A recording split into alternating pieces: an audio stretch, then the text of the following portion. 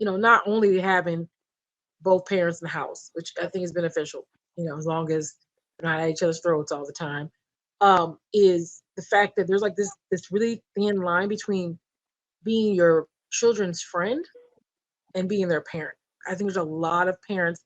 I don't know, it might have something to do with the age gap between them because it's not like a really large age gap between a lot of children and their parents now.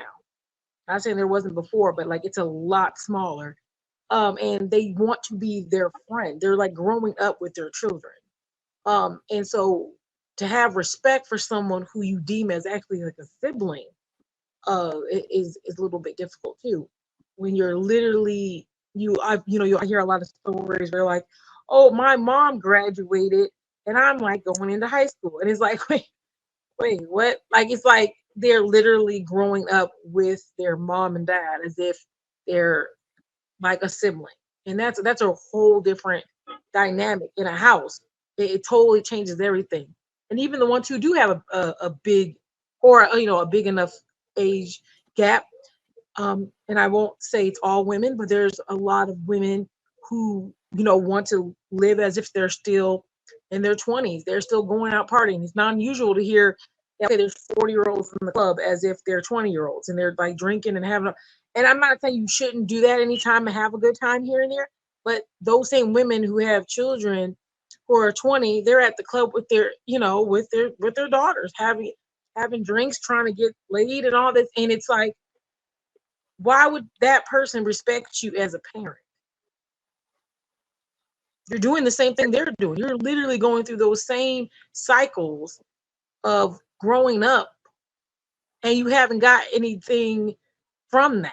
So literally, what you went through, you're trying. Let's say, for example, as a young lady, let's just give an example. Of a young lady, if you were a young lady, and obviously, you're starting to start dating and all this, but you have a mom who's still out here trying to date too. She's at the club wearing the same kind of clothes you wearing.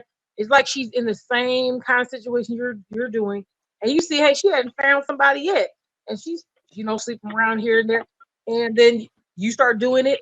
Like, what room does your mom have to come to you and tell you to settle down and find a good man? Like, you would laugh at her. You would think in your mind she has nothing to show you.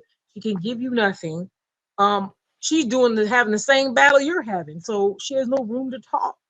I think if you're still trying to act like a child too, I mean it's a real issue, that line between being an actual parent, saying no, being responsible, and showing them what it's like to grow up and be mature, act a certain way.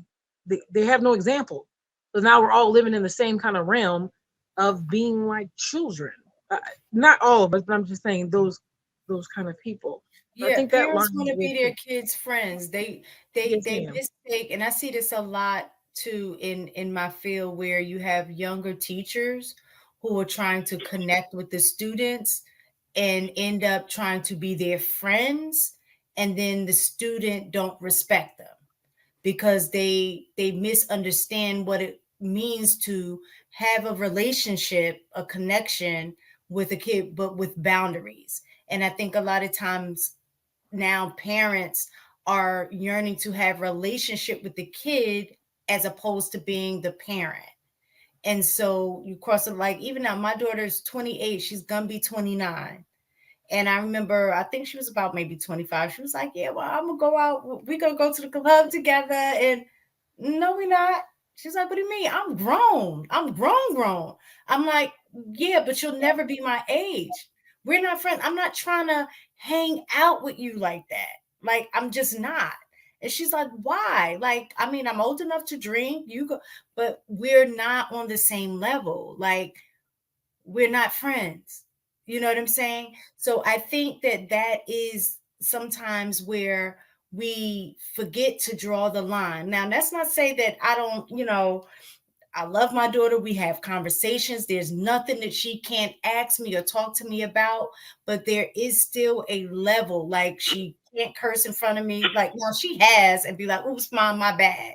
You know what I'm saying? I'm not going to trip on her, but just the fact that it's in her mind that she knows there's a certain level of respect that she needs to maintain when talking to me or her dad because we're parents.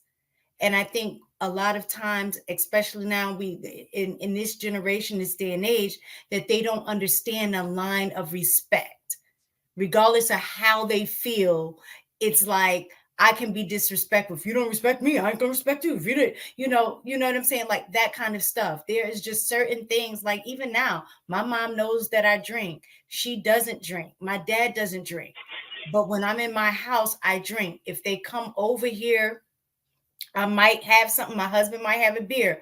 But guess what? When I'm at their house, I don't drink. It's not because I'm scared or I'm trying to hide. It's a level of respect. I'm respecting their position and I'm respecting their home. And we need to get back to those things, and we don't have that. Fact. Yeah. I want to Yeah, touch I on agree. some of the things you Oh, guys were talking about as far as the what is it called? The race issues or the Kaepernick, like the whole thing about, I think that I have a very interesting perspective on this. I consider professional sports another form of modern day slavery. And the reason why I think that is because if you ever look at the combine, how the bodies are looked at, how they're judged, and how they go through this whole entire system, and we have Mhm. owners and all these other things, it's just another form of entertainment for these people.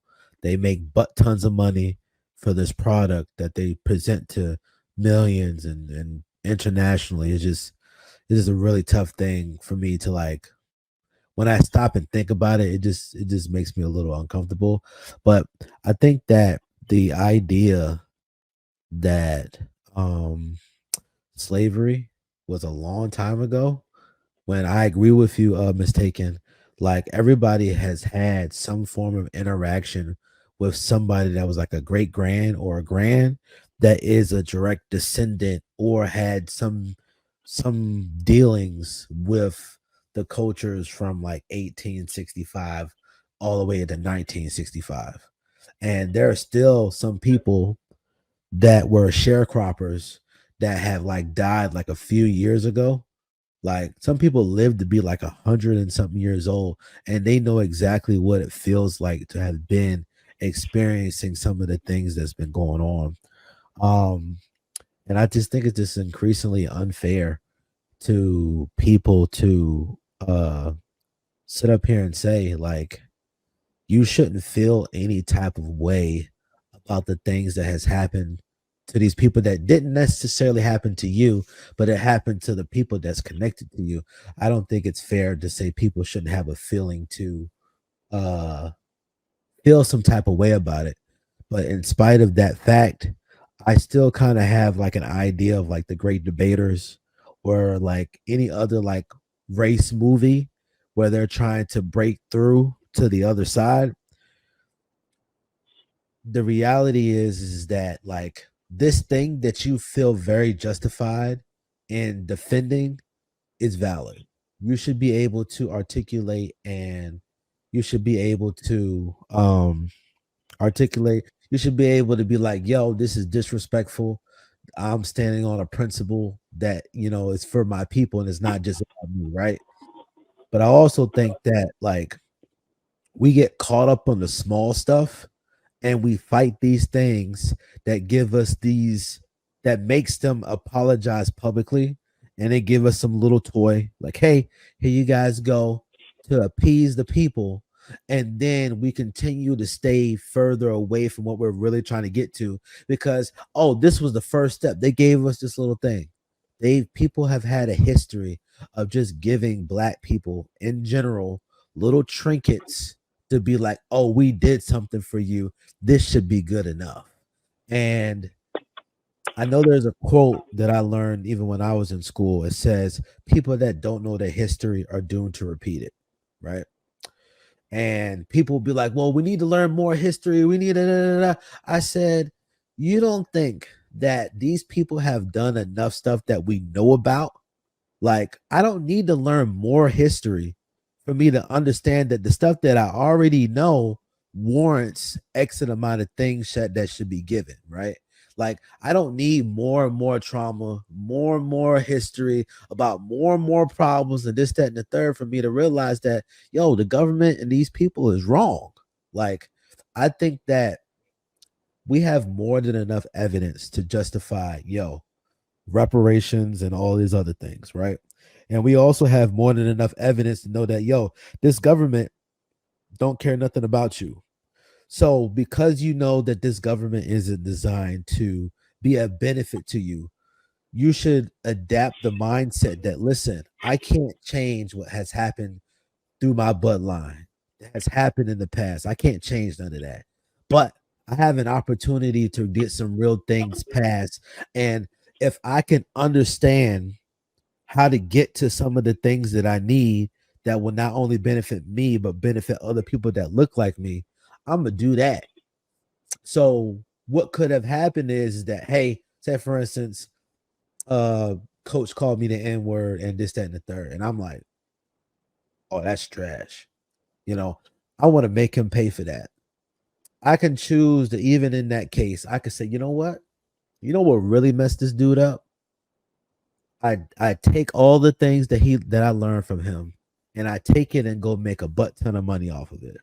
And then I come back and I create a board, I create a system, I create a group that has dedicated to deal with situations like this so that these people that are coming up after me that don't have to experience this, because we now have a way for us to infiltrate these systems to be able to stop these situations. Like, I think that sometimes in our justifications, we sometimes act somewhat short-sightedly and we don't know what we could have done to further push things off in the future. Now, granted, your conscience is your conscience. If you can't live, there's certain things, certain amounts of disrespect I can't take no matter who it's coming from. So I agree with you, Marcus. Like, listen, there's certain things, there's no reason for me to back down from this, even though everybody else is telling me to do it. I'm not going to back down from it. But it's just like, I think that some of the things that we fight for, I think we should really start being a little bit more strategic so we can actually truly get the true change that we really want. Because the reality is they've been playing the same game. And every time we figure out the game, they change the rules. So if I know how the game keeps getting played and they keep changing the rules, I think our best benefit is like, what is a way for us to get ahead? Because I'm tired of playing the runaround with these people and then we keep entering back in the same spot.